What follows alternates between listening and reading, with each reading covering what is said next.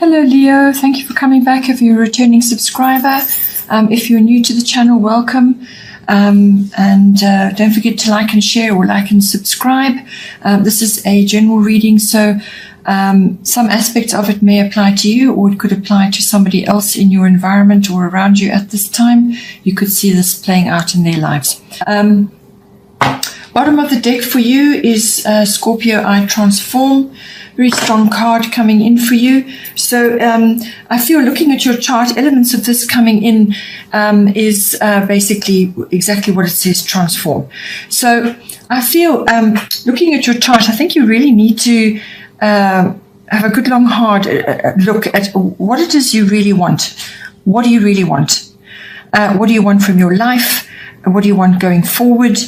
What do you really want in your heart of hearts? And then what you're going to be busy with is transforming your desires into action.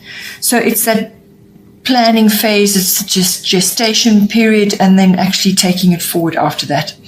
You could also be, with this card, it's very, as I said, it's a very powerful card. It's all about, it is power. You may have power struggles going on, or there could be sort of manipulation going on, or you may be guilty of that. So power struggles, manipulation, do your best to avoid that, or you could be feeling that you're in this situation. But Scorpio is ruled by Pluto, so everything that is under the surface, everything that is lying underground, as it were, tends to come up during Scorpio aspects or Pluto aspects. So whatever is underneath could be rising up, and that can be anything, really. That can be your hidden feelings, that could be a bit of scandal, or it could be just difficulties rising up, or situations that you hadn't seen before coming up. But it's basically things that are coming up that have to be dealt with, all right? So, really, at the end of the day, you're in control, and you have to take steps now to transform what is going on around you, what is happening in your life, to move you forward. In the first house, we have void, of course, moon missing. So when the moon changes signs, it goes through a bit of a sort of a shadow period where you don't benefit from the rays of the moon. So falling in your first house is the house of the self. So this covers everything to do with your physical body, but it's also how others perceive you. So this can be your personality, your characteristics, how you come across to others, what you're projecting to others, which is a different thing. But it's everything to do with the self, your physical body, your vitality, your life force. It's also your self-oriented interests, and it is also how you're making your way outward into the world, so how you meet things, and your personal independence, and so on. So with this happening, you're kind of in the, it may not be the entire month, it could just be a period of a few days, or maximum a week, I would think, where where this may be necessary, where it's sort of, as I said, it's a shadow period. Things are not what they seem. So this is a good time to actually just to stay as you are in your normal routine. Just do as you would normally do, and put your energy into, without changing anything. Just stay as you are. It's a very good time to rest and dream and plan for when the next action phase comes to you. So it's that sort of gestation period, if I can put it that way.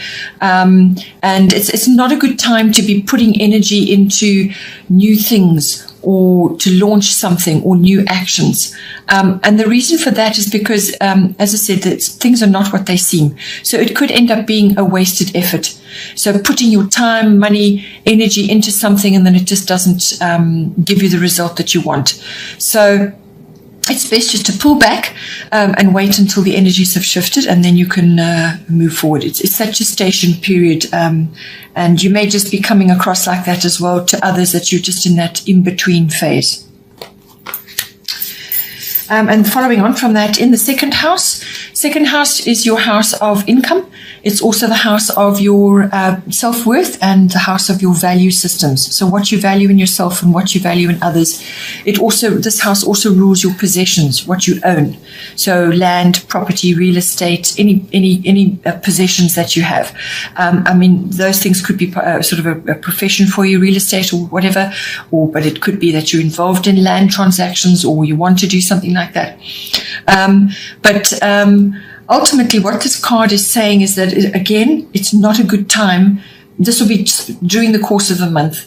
It's not a good time to be initiating big new actions or making big purchases or, start launching anything. This is actually a time of going back to the drawing board. Having a look at your plans. So you've been planning, you've been thinking about what you want to do, but you actually need to go over them again in relation to the second house. So this could be to do with your income. Perhaps you're self-employed and you want to change the way you do things, or perhaps you are needing to ask for something from your employer, or it could just be to do with your self-worth and your values, and changing what you own and so on. But this card is saying to you it's not a good time to be launching or taking new actions for making big purchases. So avoid if possible. Mercury rules all forms of communication. So during this period, all forms of communication can very easily go awry. There's a very unpredictable energy around. And so things like emails get lost or they don't get delivered. You can be misinterpreted by somebody, or there can be misunderstandings very quickly and very easily. Things just don't work, cancellations, delays, frustrations, your results are not what you want, or you purchase something and then you just no sooner get it home and you've had it a short time and then it doesn't work and now you have to take it back, that sort of thing. It's also related to technology of all kinds. So all your communication devices need to be backed up and secured, because you could lose data or you could lose information, or your system crashes or something like that. So that can happen as well.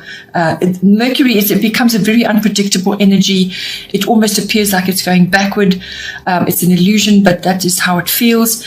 And you could just have really a false start with whatever it is that you're trying to do. So it's back to the drawing board.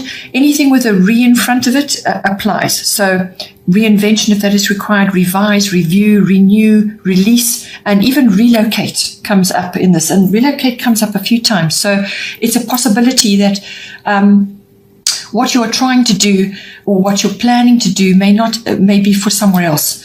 You may either planning a relocation, or you could be in the throes of that, or maybe that is something that you need to contemplate on. Do I need to relocate to put myself in a better position? Because you are contemplating certain things about your future now. So it's all about that. But it's back to the drawing board. Look at your plans, go over them with a fine-tooth comb several times. And if it's applicable, ask somebody else to help you with that, because they may spot something that you missed. Mistakes can be made. Things can be overlooked. And if you go over the plans again, you will come up with a much better plan. So it's a case of refinement until you come up with a much better plan. Then in the third house, we have Grand Cross Provoker. So third house is your house of communication. And that kind of follows on from this card, but it's all forms of communication. So this is written, verbal, body language. It also rules documents and contracts, and also short trips, local journeys. So with this, there's a tremendous amount of frustration that comes in with this card. And this is because you've got 4 hard angles all bearing down on you. So you just feel under pressure, stressed. You're juggling lots of different things. You've got things coming at you from all different angles. And it's very hard to navigate or to work out what it is you should be doing first. So you tend to run around, you tend to juggle, you're not feeling like you're making any progress. So this is all to do with your communication. It's all to do with contracts and documents. Perhaps you need to do certain things and you just can't get to it, or whatever it is you're trying to achieve just isn't working really. There's too much going on. So this card is a catalyst for change, okay? it does do that, but it's how you handle the energy. So you have to prioritize what's important for you at this time in this house. You've got to consolidate your energy. Timing is important. Also endurance through limitation, because there will be limitations. It's these 4 hard angles bearing down on you. So through limitation, you will build up endurance. It's about building inner strength and stamina, really, to get you through difficult periods like this. But it is a catalyst for change. So once you learn how to manage the energies and just build up that inner endurance and strength, then, once you've done it, on the other side of that, then you will start to see results. But it's just that period in between where you just feel like you've got too many things coming at you. But you've got a lot of talents and abilities with this card that need to be harnessed. And it's just a case of focusing, prioritizing, and then managing your time to achieve what you need to achieve with this house. But it will be a frustrating period. It could be like driving around in second gear. It's a little bit like that. Then in the 4th house, we have Pisces, I believe. So in this chart today, your 4th house and your 10th house, which are opposite each other, are both underwater, as it were. Neptune rules Pisces, and Neptune is in your 10th house. So they're sort of linked somehow. This is the bottom of your chart and the top of your chart. Your bottom of your chart is your foundation. The top of your chart is what you're aiming for. So it could be that at this time, your home life and also your career is kind of susceptible to change. You're not quite sure where you're headed just at the moment. So with 4th houses rules your home. It also rules your relationship with your family. So this is your foundation, your ancestry, your ethnic identity. Some people have a very troubled relationship with that, and others are fine with it. They rely on it for their traditions and their values and so on. So it really depends where you are. But this also, as I said, rules the home. So this is your actual physical home structure, your house, or wherever it is that you're living. It can also be the atmosphere in the home, the people in your home, and so on. So with Pisces, I believe there's a couple of elements that come in with this card. You may just have to surrender to what is right now. There could be things going on, but it's a kind of a surrendering. You're going to be very sensitive at this time. You could be dreaming a lot at home, or you could have big dreams about your home and so on. And because this card does tend to activate your imagination and your inspiration and your creative side, it does very much do that. So if you work from the home, that's a wonderful thing, especially if you're a writer or you create things from your home space. Your imagination and your inspiration, your creativity will be very high. Your sensitivity to others and your compassionate levels will be activated. But as I said, it could also be that there's things going on, and this is about having belief in yourself, belief in what is going on, and surrender to what is at this time. It could also be that you have elements going on in your home which require you to reaffirm your boundaries.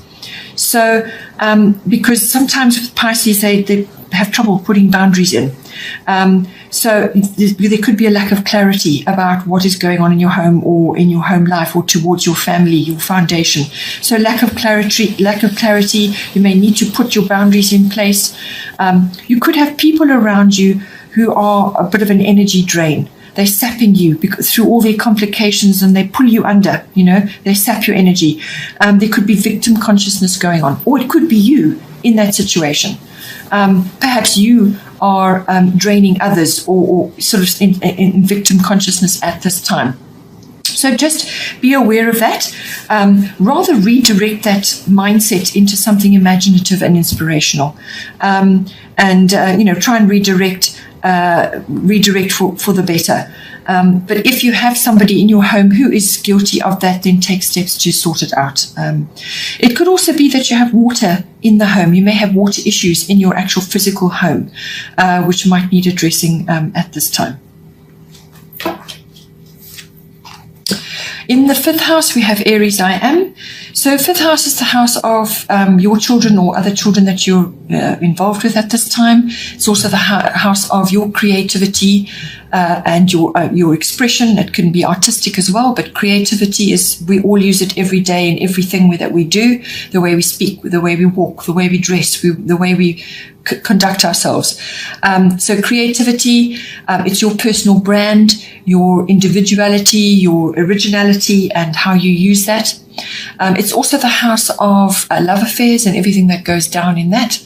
It's also the house of recreational activities, and that can be fun activities, pleasurable activities, and it can be sporting activities. Anything where you're out and about and you're enjoying indoor or outdoor activities which are recreational for you. So it's about having fun and enjoying yourself. It's also could be sports and team related. It's also the house of speculation of some kind. So this is normally risk taking to do with gambling. So that's an activity. But it could also be interest in the stock market and stock exchange and so on.